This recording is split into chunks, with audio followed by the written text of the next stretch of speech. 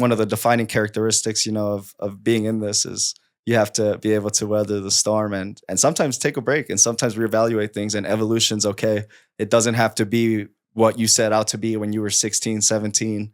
You're allowed to refresh and sunset and rise again and, do different things. I think giving yourself that grace as a creative is super important because we have a lot of pressure to succeed, to make money, to make it look easy too, especially with social media. Everyone wants to look successful, but at the end of the day, like, your path is your path, and take those L's with pride, like, because that's what's really gonna make you in here in the long run. This is Sad Boy Radio. What's the word, everybody? Welcome back to Sad Boy Radio. I'm your host, Matt, and today we got a very special guest in the building. Man, he does a lot in this city, right? You're the manager of Código Verde. You're an event planner and manager for a very big establishment here in the city. I'm not going to name drop since you don't want me to name drop. And you're a former member of the Lyrical Lemonade team. Man, introduce yourself, bro. What's up? So yeah, I'm Miguel Alfaro Barrazza, born and raised in Chicago. And I do all that stuff and a little bit more too. Just been working in music since I was a teenager, really. And just taken many hats, many roles over the years, but overall the tying thing is it's all related to like music and culture. I do consider myself like a cultural architect in the sense that like I've been in the city for a long time, so I've gotten to know a lot of people, and I'm really just a student of the game more than anything. And so I like really just want to be like a servant to whatever I've ever been a part of, whether it's managing a project, managing an event, managing an artist, putting artists in, positions to connect the dots and do bigger things. It's all just about like elevating the city. It's like a love story with Chicago that I would consider, everything that I've been a part of, to be honest. With the events you put together, right? You're at an establishment that is literally a hub for Chicago. And what you bring culturally is very important. It's huge, right? You just did the Lowrider event. Obviously, like, cultural wise, that's a very, I don't know, lowriders, you think Hispanic, you think Eddie Guerrero, you think West Coast, like, you think about all that stuff, right? And for you, you're very proud of your heritage. You're very proud and represent, even with the band that you manage, right? Código Verde. So with that being said, right, you've built this brand and you've helped elevate, a lot of people within the city. But the real question is, why music? Because you could have gone in any direction. I've always loved music since I was a kid. It's really important to call out like my influences growing up. I have like my dad that was born in Mexico, so I got a lot of the corrido stuff from him. Banda, the Mexican regional. He would go out to bailes, big, party stuff. So I got to hear a lot of that growing up, riding around in the truck. It was all Spanish. Spanish is my first language. A lot of people don't know that. So a lot of my early influences, I was like around Spanish all the time. But then my mom, she's actually a first generation. So she was, her family, her like parents were direct immigrants from Durango. My dad's from Zacatecas. So a lot of the music my mom was playing was what like a first generation girl would listen to in the 80s in Little Village. She was listening to house music. She was listening to punk. She was listening to disco. She was listening to Selena, Tex-Mex. She was also listening to like the classics, as all, Mexican kids listen to, but she had a little bit more of like the American, taste. So I was able to kind of learn both of those growing up. And she also put me onto like Eminem and like rap. She had CDs that I would get into, man. And I would find like Eminem. I would find like freaking, when I got an iPod, I was listening to like Frankie Valli and the Four Seasons, doo-wop stuff, like the classics. So I was able to get a really wide range of music early on, and I just loved it. It just made me feel, I don't know, like I always love reading too.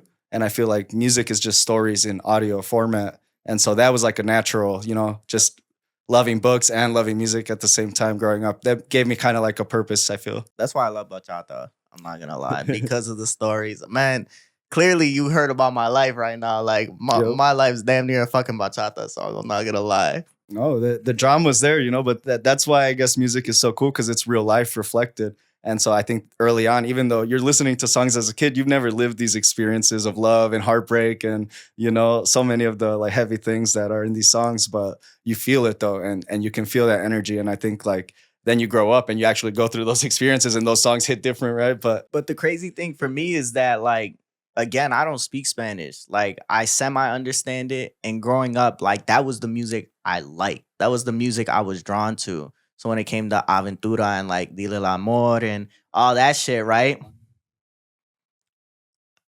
I'm listening to all this. And then as I start to, venture into Sad Boy Radio came from the idea of connecting everyday life experiences through music.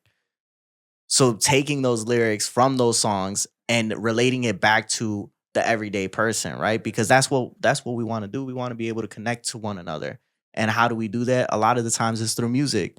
So when I took it back to those songs and like I'm drawn to all these heartbreak songs that I don't even really fucking understand. And when I go Google Translate this shit, oh, that's what they're saying. Oh, now that shit hit 10 times harder. But even without understanding the lyrics, you were able to feel it though, just from the music. Man, speaking of rap though, you're funny because my mom, she hated us listening to rap. My mom like sheltered us a lot, like me and my siblings.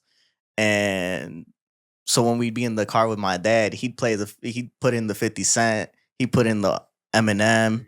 But my mom, like, she made us listen to like Lord of the Rings soundtrack. And honestly, like I didn't start listening to like the really uncensored rap till maybe like 8 years old and on maybe. But like the cool thing about my parents is they didn't really censor my music taste, right? Like my dad's listening to this mafioso, like cartel, like mafia music. And then my mom's listening to like, she has like the rap stuff and she knew I was listening to Lil Wayne, Eminem, and she liked that I was into it. She actually supported it. She would take me to get the CDs. One time I did end up getting like a Snoop Dogg CD that was like censored at like Target or Walmart. I was so mad because I normally get the uncensored stuff. But yeah, no, that was like a really good thing that they didn't really like stop me from finding my, artists that I loved. And no matter the content, like it was all right at the end of the day. And I wasn't listening to anything like insane, even though I will say Eminem was on some shit back then. That would not pass it. I would not want my kids listening to some of those things, but I came out all right, I think. How do you think them not censoring your choice of music helped you uncover things that you learned about yourself as you continued to grow up? Yeah, I looked up to a lot of these artists because, growing up, like we didn't have a lot of resources. We were like pretty low income, or just like, it's hard. My mom had like a lot of kids. Like we had like 4 kids, single mom, like that experience, it's just like, I think a lot of times you find music as a like refuge during those hard times growing up. And, we always had what we needed at the end of the day. And like, shout out her for always, putting on. But I think really music was a way for me to kind of explore a world where I could imagine more for myself and just like more for everyone, right? It's like music is full of creation and storytelling and imagination. So it really helped stretch my imagination into what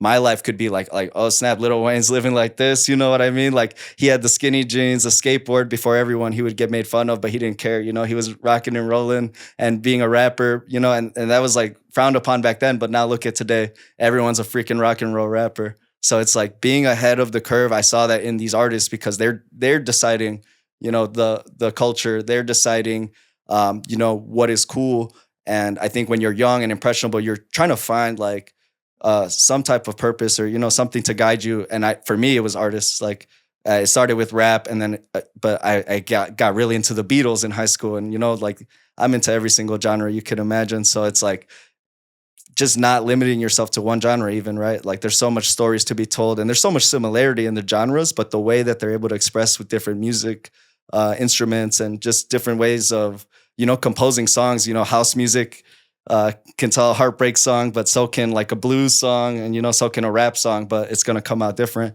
but they're all going to hit. So for me, it's just always been seeking like something that makes you feel something. So then you take your love for hip hop and you end up at one of the biggest music blogs to exist, right? Lyrical Lemonade. How did this happen? Shout out one of my best friends, Isaiah G. He was a rapper when I was in high school, and we are best friends. But we would be everywhere, man. J. Cole drops an album, we're the first ones in line. when they're doing concerts. We would go to all the concerts in the city. We went to school with Chance, so we were seeing like the Save Money crew come up. We were seeing Lucky, Saba, Vic Mensa, Kids These Days, like that whole era, No Name. And so growing up around that, it just really exposed us to so much talent that the city had, and it was brewing. And there was also a strength to the independent scene that was brewing, right? So you can't talk about one without the other. Like these artists were finding a way to like pave their own way before getting signed, and Chance really paved the way for, a lot of what we've seen in the industry with like the independents, and really being a hero for Chicago to show us that we can do it. We can do it right here, being ourselves. And so I think seeing that, me and my best friend Isaiah, we would go around everywhere, and he got close with the Lyrical Boys. Shout out Jake, Elliot, Cole, and we got to see them early on. When they were starting their empire, and it was really early on. But we were all listening to a lot of the same music and talking about music all the time when we would hang out. So I started writing for Lyrical, just writing blogs, and I got really just into the atmosphere of the underground scene, right? Like we had so many rappers that are really good, that have so many stories to tell. And it's like, who's telling these stories? Like who's sharing them? They're not signed. They're not, they don't have these record deals. They're not on the radio. Blog era was still, that Fake Short Drive, Lyrical era, Pitchfork, Pursuit of Dopeness. There's so many blogs, that really helped the one batch of artists, really pave the way on like the internet world when things were transitioning too. So I think seeing that, I was just writing for the guys, just artists that I really liked. And that just led to like relationships with the scene in Chicago, because I was able to write about songs I really liked, write about events I really liked. We still have a lot of the people from that era that are like doing great things. But from that, I just kept writing and writing, but I was also going to college. So I was like balancing all that at the same time and getting into throwing shows. So then I started throwing shows with a lot of the artists I was working with, because it's like, okay, we're writing about the music, but then what? And it's like, well, what's the rest of it is really the shows. It's really like touring. It's really selling merch. It's like, where's the ecosystem? Like, how do we make this sustainable? Right. Because I was like really getting to meet these guys, but it's like, we don't like, a lot of people say we don't have an industry in Chicago. And I guess my thing about that is, it's true, right? Like compared to LA or New York, the level of industrial support is not there. But I think at the end of the day, that independent wave really pushed all of us to figure out and get creative of how are we going to make this a living? How are we going to take this serious beyond just doing it for the clout? No one wants to, that's not sustainable. Some people do like to do it for the clout, but I like to surround myself with like real individuals that are looking for a path, in this shit. And I think that's what I was able to surround myself early on with, like seeing how the Lyrical Boys were hustling and making their empire, and seeing how these rappers were recording every day, man. I was in PVTSCK, I was in all these studios, and they were just recording every day. So I was able to sit in on those sessions, and help like, okay, from this, we're going to drop this and we're going to do this show, and just starting to connect the dots in the hip hop world early on. But yeah, Lyrical was a huge part of just like being around all that. But I was already living in the city and meeting a lot of people. So when I was able to graduate from college, that's when I had to like figure out how I was able to actually make money and sustain myself. But I didn't want to just do it, just doing anything. So I think that's where I had to start getting creative. And I was already doing all this work with the shows and with the kind of guiding artists. So I just had to figure out how to connect the dots after that and kind of make my own thing. And it's not so much that I have my own empire per se. It's really been more of being a champion of the people and supporting leaders so that they can create their empires. Because I think that's where the real longevity is in creating the industry that everyone says doesn't exist, right? It's like we have to be that force.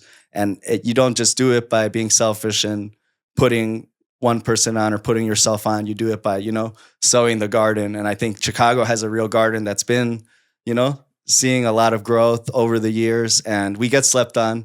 From the other cities. But I think we have so many champions in the hip hop game, G Herbo, Lucky, Saba. I could like name so many names, but like we have the poets, and we talk about real stuff that other cities sometimes can't really talk about the way we do. So I think like Chicago has a story that needs to be told. And I'm not just trying to ramble, but I think the whole point of what I do is trying to share as many of those stories as I can on not just on deaf ears. Like, how do we make a real impact? Why was it so important for you to be the one that's able to do that? It's important to have a lens, because Chicago is not like a homogenous population. We have so many different types of people, right? So many cultures.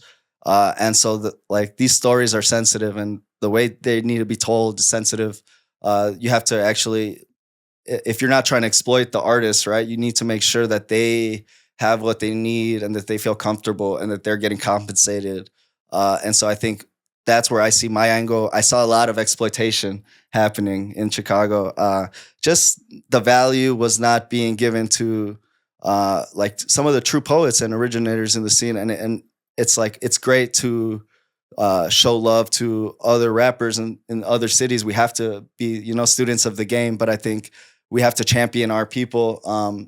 And so that's always been what I saw, is like, we need more champions of these artists that are doing so many good things and have so many stories that need to be told. But I saw a gap, right? And so I think for me, it's like, being a son of immigrants, I already have like that kind of peek into the Spanish world. And that's where managing those types of artists is like a little different than the English world. But at the end of the day, there's so much that overlaps because we're all people, right? And I think it's just having the knowledge of the craft, you know, really having paid your hours of study into the genres. Like, I didn't just start booking house music one day. I was literally born and raised off house music, you know, and it was in my crib growing up. And so like these names that I'm able to book now, they're not new names to me. Like, I've been known them. I know their hits and the deep cuts, and I know their history. And and you have to pay respect to the artist that you're platforming, or else it doesn't work, because that's where it becomes exploitative, or that's where it's like, you're not really doing them a favor, because the end goal is for us to all be able to live off of this, right? And the end goal is for us to be able to be our true authentic selves and not have to, you know, slave away all day.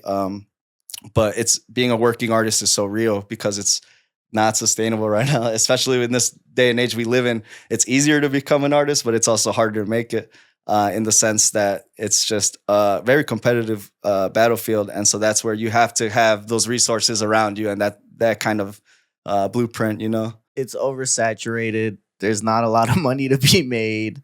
I mean, there's money, but like, you got to find ways to get to the money, right? And people think, because if I have this song stream 1 million times, I'm going to make $1 million. Like, that's not how it works, right? And I have this conversation a lot where it's like, you choose to do anything in entertainment, and then somebody asks you like, oh, what advice would you have? And they're like, don't. Yeah. like my advice would be, It's don't not do easy. it. It's not easy for sure. And it really is a passion thing. It really is something that you have to love to do. Because if you don't love to do it, you're just going to be doing something because you think that it's going to bring you money, right? And what happens when you don't make money after that first year? What happens when people stop caring after 3 months? You're not going to want to do it no more. You see people come and go all the time, because it's really hard to continuously put that time into your craft and live a life and pay bills and do all these things. It's really difficult if you're not able to kind of create that ecosystem around you to, you know, make it sustainable. Yeah, it's you see people come and go. It's sad too, though, because a lot of people that can't, you know, keep it up. You really want to see them keep going.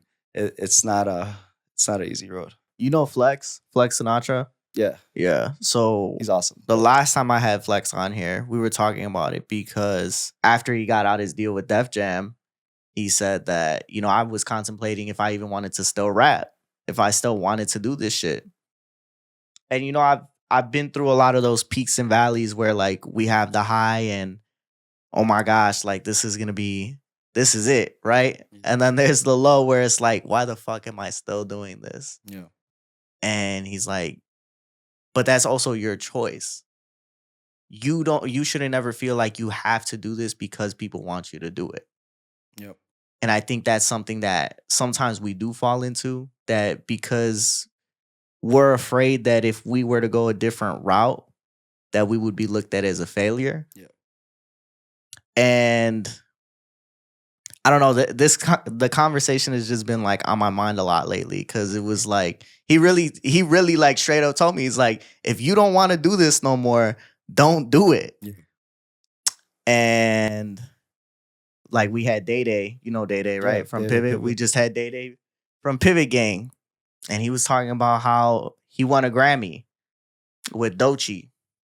That's wrong. And he said, it wasn't what I thought it was going to be.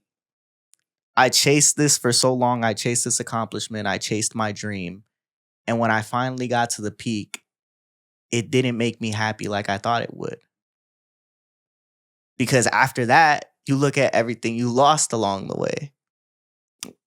And I think that's the hardest thing, one of the hardest things about being an artist. Because you chase something and you get it, but now you're 30 years old and where is everything else I was supposed to build? That's the other thing about longevity in the game. If you've been around long enough, you see a lot of fleeting moments of highs where it's like, oh, you think this is the big one. And then there's always more to accomplish. There's always more milestones. And throughout that, there's also losses that you're taking along the way that are not sexy and glamorous and talked about as often. But yeah, you get to like a few years in it and you're like, yo, like you've been through a lot, highs and lows. But I think that's one of the defining characteristics, of being in this is you have to be able to weather the storm and sometimes take a break and sometimes reevaluate things, and evolution's okay. It doesn't have to be what you set out to be when you were 16, 17. You're allowed to refresh and sunset and rise again and, do different things. I think giving yourself that grace as a creative is super important because we have a lot of pressure to succeed, to make money, to make it look easy too, especially with social media. Everyone wants to look successful, but at the end of the day, like your path is your path, and take those L's with pride, like, because that's what's really going to make you in the long run be able to stand. And the people that make it look easy, they might be gone next year because it wasn't that easy. They just tried to make it seem like that. So that's what I've noticed too. And you see a lot of people be able to like actually care about the craft and put the facade, to the side, but it comes naturally if you're doing the right things, then it all comes together. So in what ways has that changed for you? That idea of what it was supposed to be? I never knew I would be in this situation, working in the things I do. So I've constantly had to kind of readjust my mind of what is possible and what my responsibilities are and kind of my purpose in life, right? Because you think it's going to be one thing, but like when I was in college, I didn't know what I was really trying to do. But I was still doing things that I love to do. I didn't know what I was going to end up doing, but I was still circling around the music and cultural programming and booking baile folklorico, and throwing like Latino events in college because there was a need for that over there. It's a predominantly white institution. So even back then, and even in high school, but especially in college, I was making sure like it was my responsibility to put on for the culture that I knew and represented. And so just meeting people and keeping those connections over time, you're able to build a network where you're able to connect a lot of dots across cultures, across locations. But yeah, it's been important to readjust and be like, okay, I'm not just working in hip hop. I'm actually working in the Mexican regional scene, working in hip hop, working in house music, working in all the genres, and then also not just booking, because there's also the non-sexy parts of what I do, like booking the labor, booking the people that work the jobs that are not the performers, all the logistics that go with putting on a safe event. It's a lot of responsibility that I have to make sure for every event we're doing to make sure that the due diligence is there, because not only do we have a responsibility to the artists, we have a responsibility to the public, to make sure that they're all good. Because when you're an attendee going to a show, you're just trying to have some fun, but someone's behind the scenes making sure that it's safe and that everyone's getting paid and that, the lights stay on. And so I think it takes a team. And I'm just really proud of all the teams I've been able to be a part of that are pushing it forward and trying to put on for artists, because it is selfless work.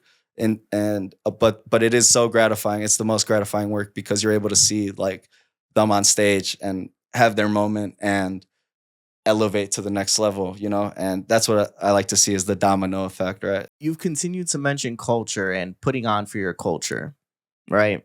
In college, you were the one that was booking the Latin events, making sure that this was something that was seen, and you said that it was your responsibility.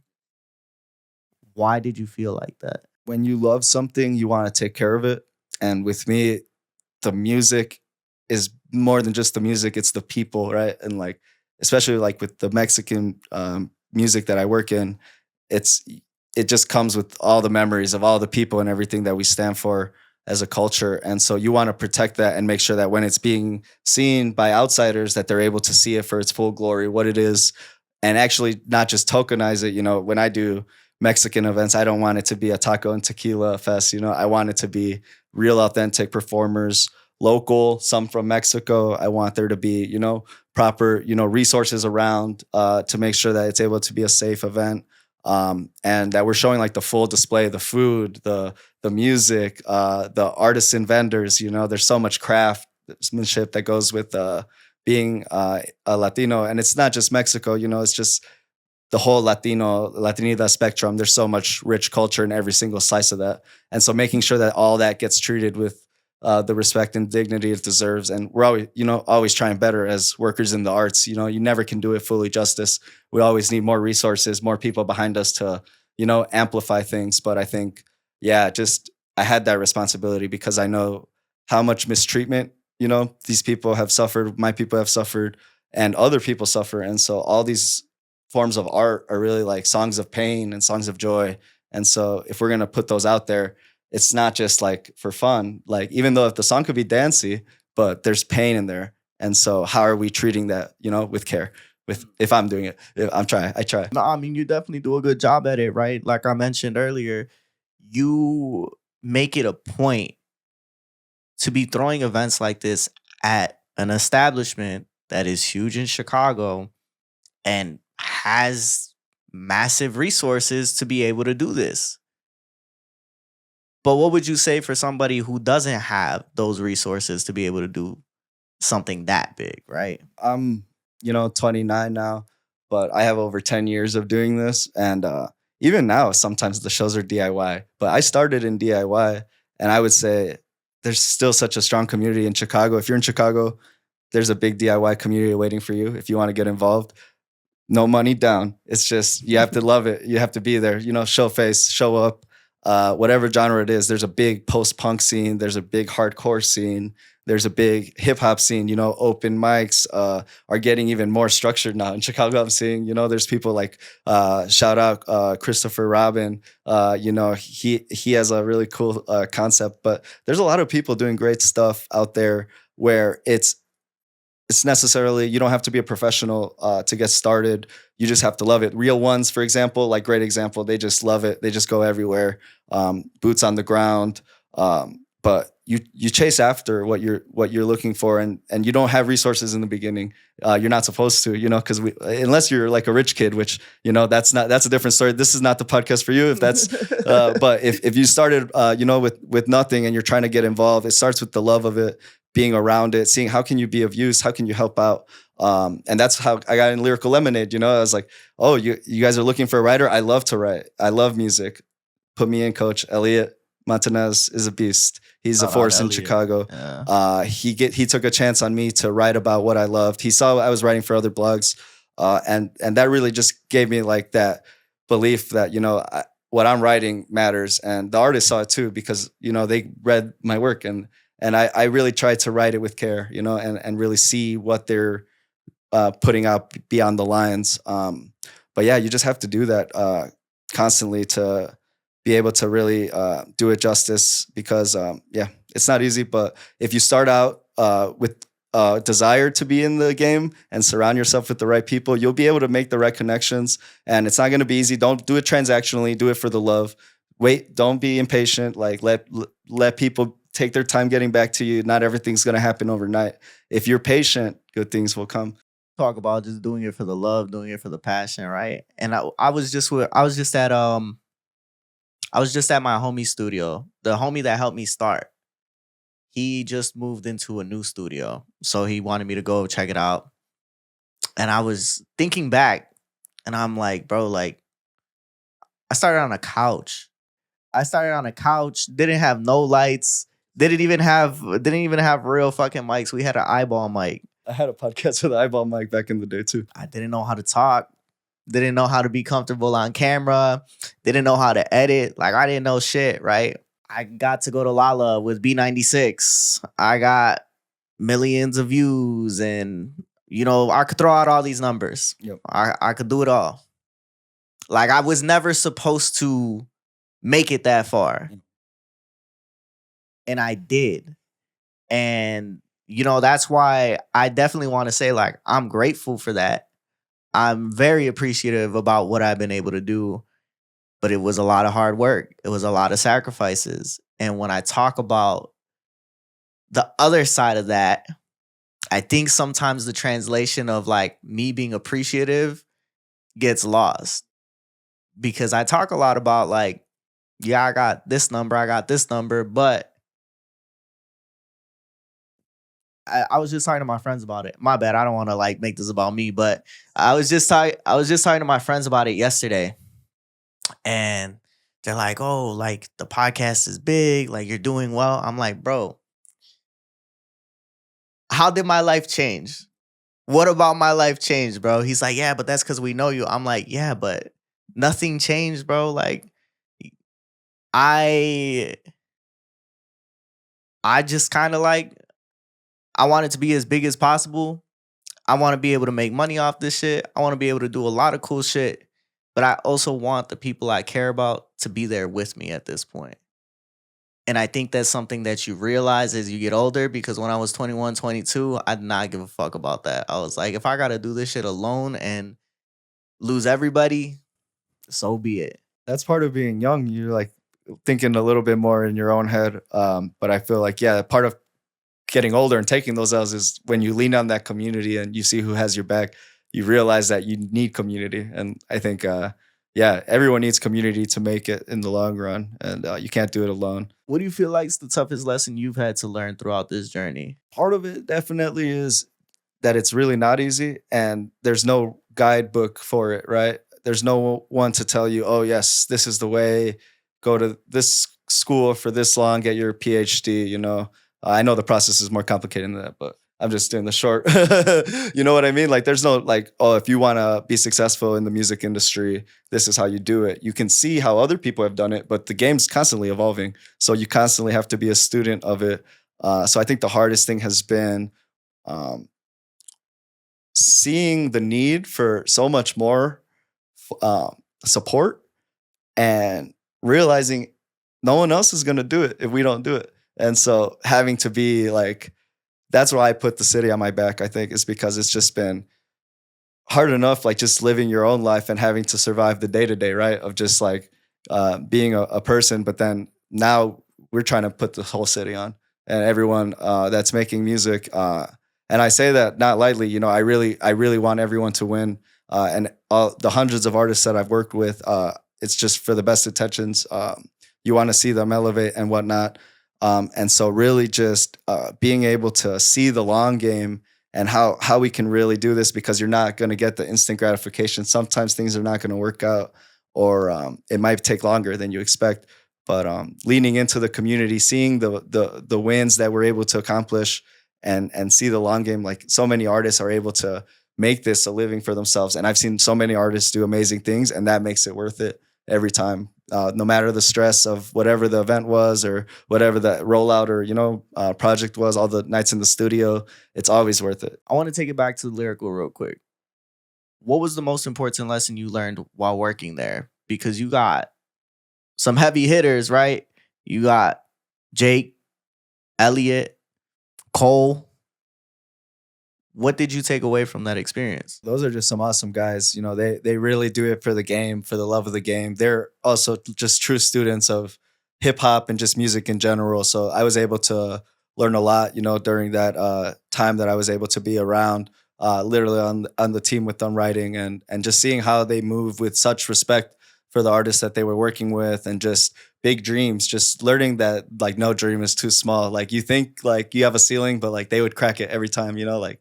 It's just crazy exponential growth that we've seen with them.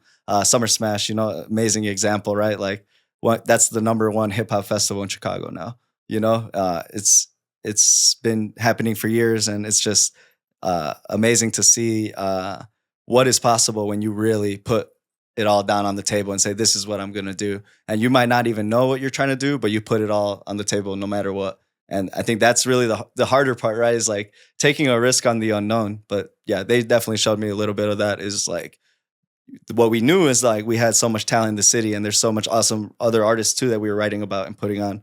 But the unknown was, how do we take it there? You know, how do we grow what's happening here? Because yeah, that's the only way we're going to get an industry if we have more people betting on themselves and betting on the people that they want to put on beyond just themselves, you know, the community. So then why leave a company that had so much more of a brighter future ahead? Yeah. So I was in college. So that was more of like an internship where I was writing for them, but it was unpaid. It wasn't necessarily like I was a staff getting, you know, like producing anything. And it's writing for a blog. So there's not much revenue coming in, you know, from that type of thing. So it was really just a thing where I was juggling trying to graduate at the same time and throwing events and throwing concerts. And it was just a lot to stay on with the writing of the blogs. But I was able to end on good terms with them and just continue with the music, but just in other directions that, you know, were more business minded in the sense of like actually throwing the shows, actually planning the merch, actually planning the music that's getting written about. And, you know, like being part of the other side of the process. I was writing about it. I had a good idea of what I was writing about, but I had to get more involved. And so to do that, it was not just going to be hip hop, you know, it was going to be Mexican music. It was going to be DJs. It was going to be metal. It was going to be country. It was going to be folk. I needed an outlet for that didn't really exist. And so I also had to kind of take a bet on myself and just work with artists on an individual level, work with companies on an event by event level until I realized I was able to have enough experience where it's like, oh no, like I can do this like full time. Like I don't need to look for like something else if I'm able to find an opportunity. And luckily, after doing enough independent festivals, I was able to find, you know, a full time opportunity to do it at a, you know, landmark establishment. Truly, while, you know, still being able to program things in other places and still put on beyond just one place. I can't. It's hard for me to just stay rooted in, you know, again, thinking outside the box. I have to be everywhere, right? So it's like I'm trying to do tours in Mexico. You know, I'm trying to do tours in Europe, Asia, all that. So that has to happen. It's just got to happen. So I'm going to keep pushing the boundaries of what we can do for the artists that are in the city, hosting other artists, you know, internationally. But yeah, it's not even close to being done. So I'm just trying to see where it's going to go. But I just take it year by year, day by day, and really just try not to get overwhelmed by it all because it is a lot. But yeah, I'm not necessarily, you know, thinking like, oh, I have to have like my own anything. It's really for the music. It's not, I'm not doing this for myself. So it's like, we'll see where it goes. As long as I'm able to continue elevating artists, elevating communities, those stories, then I'll serve where I need to serve. And those vessels change. And I think people need to know that like, you're not always going to stay with the same company your whole life, but take what you learn from that, take those connections, don't burn those bridges, you know, honor what you've learned and pour into something and elevate and you know, continue those lessons, always be a student because there's always more to learn. And you shouldn't stay in one place forever, I think, because then you don't see what really can happen. And that goes with relationships, jobs, everything. But things are always evolving. That's something that a lot of people need to realize. I think even myself, right? Sometimes you just got to let go of certain things and move on to something new. And shit, God will show you. God will show you when it's time to move on. And that, you know, that goes for anything. Even my job. I knew the minute I got my sign, I was like, oh, I gotta leave. Like, I need to go do something new. Has to happen sometimes. Even one of my reels right now that's going crazy. It's at like 900 something thousand. Cross my fingers it'll hit a mill. And that'll be the first one that hits a mill that I'm talking in. And it's me, it's me talking about you have to believe when somebody shows you who they are. Just the timing of it, right? Because for that to be the first one that hits a mill from me and current situations, I'm like, God's doing his thing right now. Yeah. You really built everything that you have and you found the perfect spot for you. God blessed you with that opportunity, and you've taken that opportunity and blessed so many other people. And you've opened up this community that now you're highlighting who you are, who a lot of people are in this city, right? Again, going back to the cultural events that you throw. The fact that you want to take this shit to Europe and Asia and Mexico, shout out you. Thank you, bro. There's a very important thing that you do as well.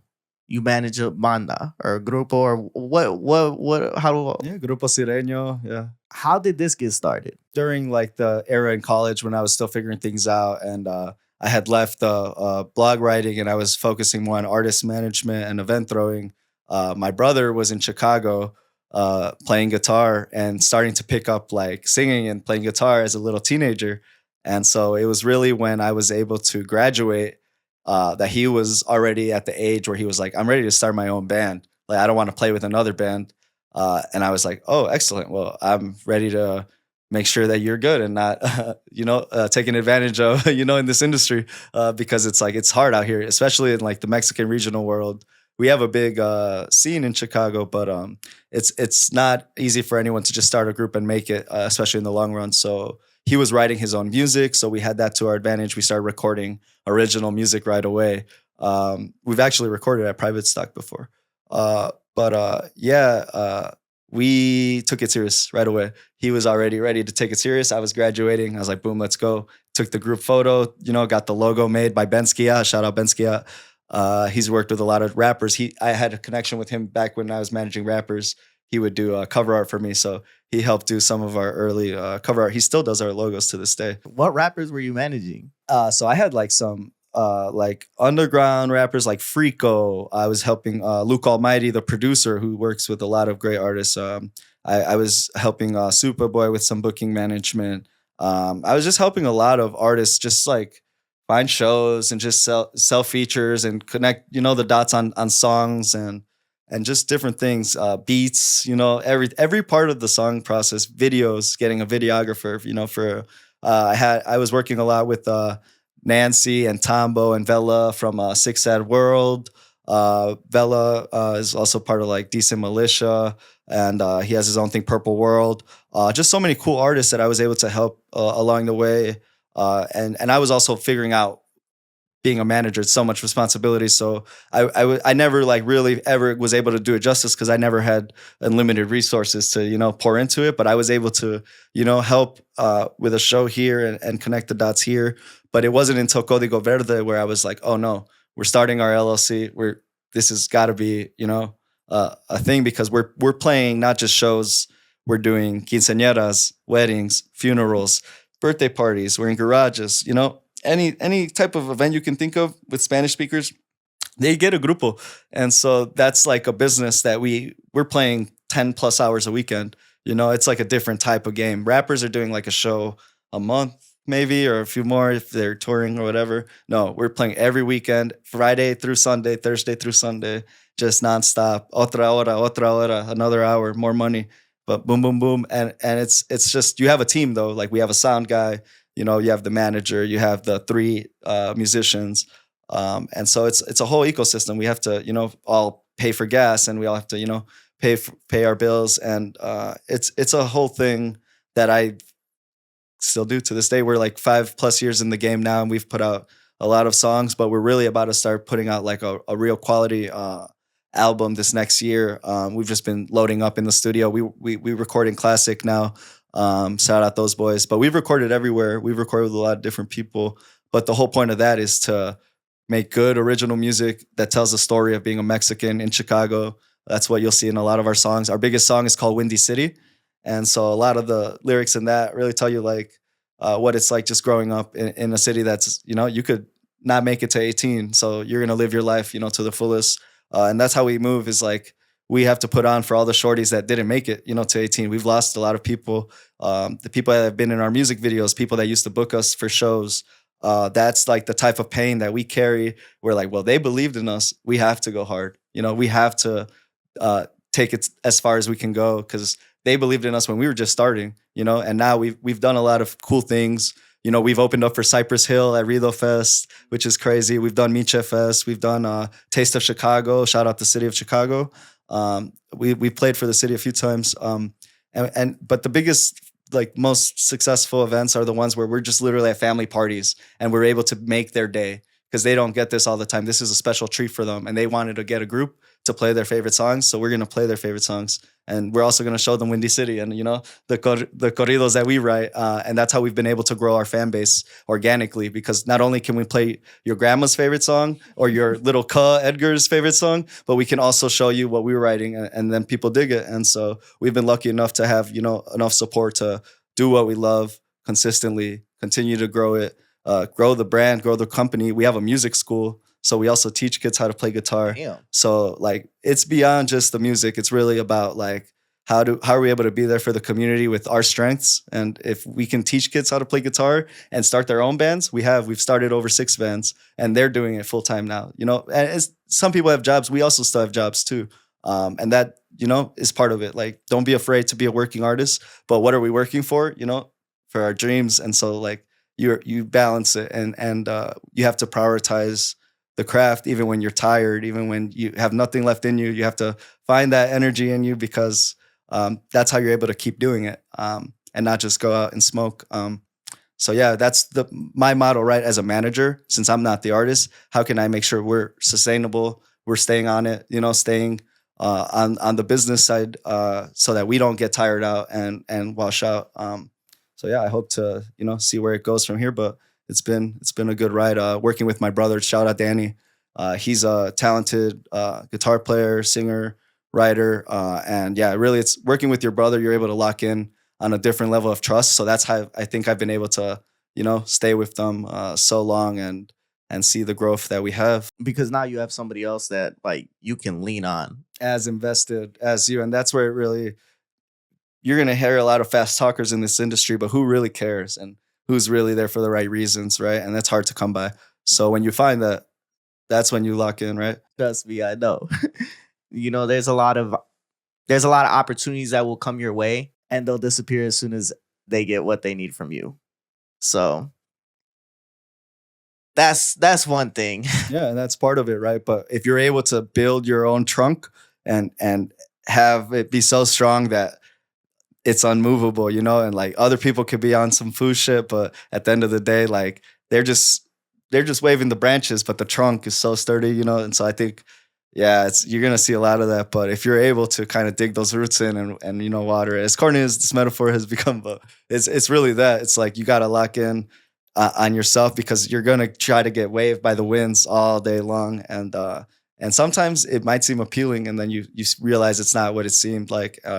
Or they get what they want and they move on. But if your value is your value, then it doesn't matter. People could take all day. We got the sauce. We could make more. So that's what Código Verde is about, man. We've had so many. We've made so many bands, and we've also influenced so many bands, and people have slept on us because we're still underground. We're still, we're not at Fuerza Regida or Peso Pluma. So it's easy to discredit, like, oh, who are these guys, But it's like, no, we're here to play good ass music, and we're not here to, stroke our ego or anything like that. But there's a lot of competition in the industry, so people are gonna have their own MOs, or they might perceive you a certain way that you're like, what? Why would you even think that? But if you're pure, you stay solid, then all that shit is for the birds. How is it you elevate to that next level? It's always a process of finding out, because you get to that next level and then there's another level to get to, and so that's the fun part, is like there's always another level. But I think realizing where you're at and building horizontally, because a lot of times people just want to get to the big stars or the big movers in the industry and think, oh yeah, they're going to get me there. If I get close with this person, I'm going to make it. But it's like, there's so many people around you that are also trying to figure it out. And if you guys put the dots together, you can bring the whole, stage up. And so I think building horizontally is how you get to the next level. Who's around you? Who cares about you? You're trying to chase someone that doesn't care about you. Who cares about you that's around you, that is in it for the right reasons as well? That's who you build with, and that's how you're able to take it to meet the people that you're trying to meet, because now you have a team that's got you, and you have the credibility, and you have the resume, and maybe you didn't have resources when you started, but when you've done it for so long and you've proven yourself, that trust is priceless. And I think that's something that a lot of people forget, right? they forget about the people around them. And I've done this too. We all guilty of. I've definitely done this where like the people around me, they just kind of fell by the wayside because I was like, all right, I need something new. I need something bigger. And I don't even know how to get there. Especially when you're the thing about this industry is that it's a young man's game. And all those mistakes that we talk about are the mistakes that a young person's going to make because we're impatient. We want success to come instantly. And again, when people start, they think, okay, if I don't have this in a year, I'm done. I'm going to stop. And then you get a year in and you're like, maybe I could do another year. And then you do 2 years and you're like, well, if I stop now, like, what the fuck were those 2 years for? So then you do another. And then you're like, fuck, I still don't got no money. I guess I'll keep doing it. Yeah. You hit year 4. And they say usually by year 5, you're making some money, right? I think that's about right. You know, make a little money here and there. But I also do believe that, like, there will never be anything placed in your heart that's not meant for you. You're not going to be given this passion and you're not going to be given this feeling that you're chasing or this feeling of joy doing what you do and is not meant for you. So I think sometimes you literally just got to keep going and shit, hope it happens. And if it only is if it only is this, did it make you happy? And if it did, then that was good enough. It doesn't always have to be a full career. You know, if you're making art for the love of it and it's rewarding or whatever the art form is, I think it's worth doing for sure. And I just think it's like to get to that next level, it's really like knowing what opportunities to say no to and yes to, because our time is so finite. We don't have unlimited time. So it's like the choices you make every day, the habits you get into, that's going to decide if you're able to take it to the next level and do it, because it isn't easy, like we've talked about so much. But yeah. So with you now getting closer to 30, what is it you feel like is going to make you feel fulfilled? It's definitely a cool moment to like look back and be like, okay, I've been doing this for over 10 years. What have we accomplished? So kind of having that introspective moment is important, because it's like, okay, I need to do that a little bit before I try to see where I'm going. But I want to continue to grow the roots that we've been growing in the communities that, I've been working with. I just want to continue to see everyone get more successful as we all like move forward with it all. And as our voices get louder, as we get more power in numbers, I think we're really starting to see a shift. I want to be there for that shift, where we have our full voice, our full power, and we don't have to be afraid, and I feel like, yeah, right now there's a lot of like uncertain moments and stuff. So it's a lot of it right now is just emotionally regulating for what's to come, because it's going to be crazier. It's not going to get easier. It's probably going to get harder. Probably. So the whole part about like getting older is realizing that the world's always been crazy. There's been wars forever. Now we just can see them on our phones and spike our anxieties up and feel hopeless and feel helpless. And so I think really my plan is really just to continue to contribute as much as I can to, the greater good and like helping the people, helping the artists, while maintaining my equilibrium so that I'm able to continue to do it and not wash out, and not lose myself in this madness that's going on. And I want them to do it as well. I want all of us to be balanced, because this world could drive us so crazy if we let it. And I think we deserve to be angry. We should be angry. We need to channel that into action and channel that into protecting each other.